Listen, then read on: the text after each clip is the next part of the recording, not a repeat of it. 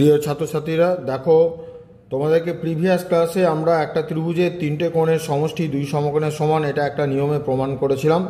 তো আজকে আমরা আরও একটা নিয়মে এটা প্রমাণ করছি। দেখো, সেটা হচ্ছে এই যে বিসি বাহু রয়েছে, সেই বিসি বাহুর সমান্তরাল করে এ বিন্দুতে আমরা একটা সমান্তরাল সরলরেখা পি কিউ অঙ্কন করে নিলাম। দেখো, তাহলে আমরা যদি বিসি সমান্তরাল এখানে একটা পি কিউ সমান্তরাল সরলরেখা ড্র করে নিই, তাহলে দাঁড়াচ্ছে কি না পি কিউ সমান্তরাল হচ্ছে বিসি, এবং দেখো বিএটাকে যদি ভেদক হিসাবে কল্পনা করি তাহলে এই কোণটা এবং এই কোণটা একান্তর কোণ হিসাবে সমান, অর্থাৎ কোণ পি এ বি সমান কোণ হচ্ছে এ বি সি।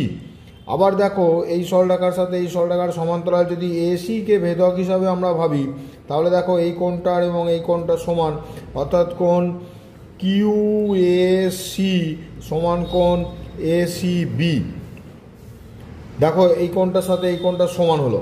এবারে আমি এই যে কোণটা রয়েছে এ কোণ, সেটা হচ্ছে কোণ বিএসি, এই কোণটা তো বিএসি আমরা দুদিকেই যোগ করছি। এবারে এই তিনটে কোণকে যদি আমরা যোগ করি সেটা হচ্ছে পিএবি, এই এবি বিএসি কোণটা, এবং দেখো সিএবি সিএ কিউ বা কিউএসি এই কোণটা, এই তিনটে কোণের যোগ করলে দেখো আমরা এখান থেকে পেয়ে যাচ্ছি 180 ডিগ্রি।